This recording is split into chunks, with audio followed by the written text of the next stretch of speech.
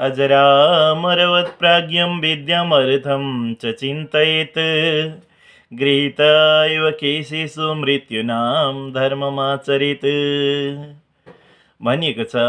हामीले धन अनि विद्या कमाउने विषयमा चाहिँ कहिले पनि म मरिहाल्ने हो, कमाएर के गर्नु भनेर कहिले सोच्नु हुँदैन। हितोपदेशले हामीलाई सुन्दर उपदेश दिइरहेको छ। हेर्नुहोस्, अजरामरवत् प्राज्ञम विद्याम अर्थम च चिन्तयेत्। म अजर छु, म अमर छु भन्ने सम्झिएर हामीले के गर्नुपर्छ भन्दाखेरि धन र सम्पत्ति कमाउनु पर्दछ, धन र विद्या कमाउनु पर्दछ।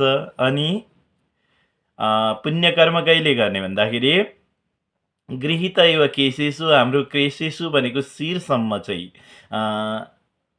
मृत्युले ग्रास गरिसकेको छ, कहिले हाम्रो सम्पूर्ण शरीरलाई ग्रास गर्ने हो भन्ने जानेर हामीले के गर्नुपर्दछ भन्दा पुण्य कर्माणि साधयेत् भनेका पुण्य कर्महरू गर्नुपर्दछ। धर्मका कामहरू, परोपकारका कामहरूले हामीले गर्नुपर्ने हुन्छ। जय श्री कृष्ण, जय श्री राधे। सबैको दिन शुभ रहोस्।